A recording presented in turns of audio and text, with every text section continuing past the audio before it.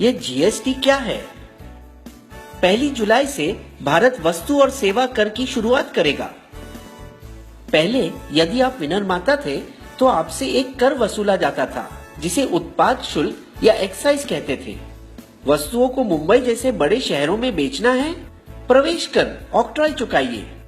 अपनी दुकान से माल बेच रहे हैं, बिक्री कर। खरीदे कर रहे हैं, वैट चुकाइए, मूल्य सम्मार्जित कर। सिनेमा, मनोरंजन कर।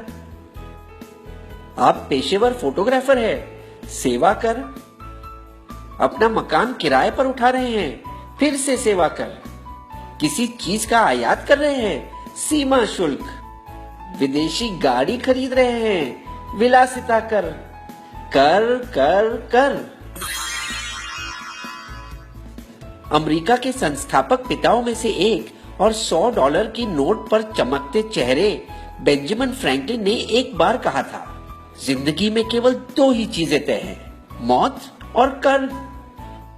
हर एक सरकार अपने खजाने को भरने के लिए नए कर की इजाद करती है। अब भला और कौन सा कर मैं लाऊं? राजनीतिक विपक्ष पहले से ही बहुत देरी करवा चुका है। 160 देशों में भारत से पहले ही जीएसटी है। कुछ देशों में तो यह 1950 के दशक में ही आ चुका था। तो क्या हमें चिंता करनी चाहिए कि इसकी वजह से हमें ज्यादा कर अदा करने होंगे, या हमें खुशी होनी चाहिए कि कर कम होंगे? आइए देखें कि जीएसटी आपको और मुझे किस तरह प्रभावित करेगा। एक उदाहरण ले, मारुति स्विफ्ट पेट्रोल गाड़ी की मुंबई शहर में जीएसटी के पहले और जीएसटी के बाद।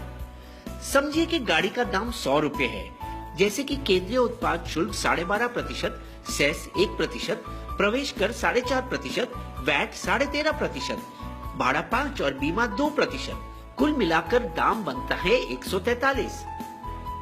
अब देखिए जीएसटी के बाद वाली दुनिया में भाड़ा 5 और बीमा 2% तो रहेगा, और फिर होगा एक ही टैक्स जीएसटी, जिसे जोड़कर दाम बनता है 139, यानी 4% सस्ता। दिल्ली राज्य के अलग करों की वजह से यह दाम बढ़ेगा। 85 वस्तुओं 1211 में से फल, सब्जी, गुड़, अनाज और दूध पर कोई कर नहीं। जीएसटी को 4 वर्गों में अलग किया गया। 5% शक्कर, चाय, कॉफी, खाने का तेल। 12% मक्खन, मोबाइल फोन, प्रेशर कुकर। 18% बालों का तेल, साबुन, दंत मंजन, भारी तंत्र और कारखानों की कुछ वस्तुओं। 28% गाड़ी, फ्रिज, टीवी और ऐसी चीजों। इसके अलावा 28% वर्ग में सेस भी 1 से 3% होगा। हम भारत में यूरोप संघ की तरह एक साझा बाजार बना रहे हैं, जहां वस्तुओं को एक से दूसरे राज्य में भेजना आसान हो जाएगा। कुछ जीत और कुछ हार मिलाकर बस वही खर्च होगा जो अब होता है, लेकिन ये सब वस्तु सस्ती पड़ेगी।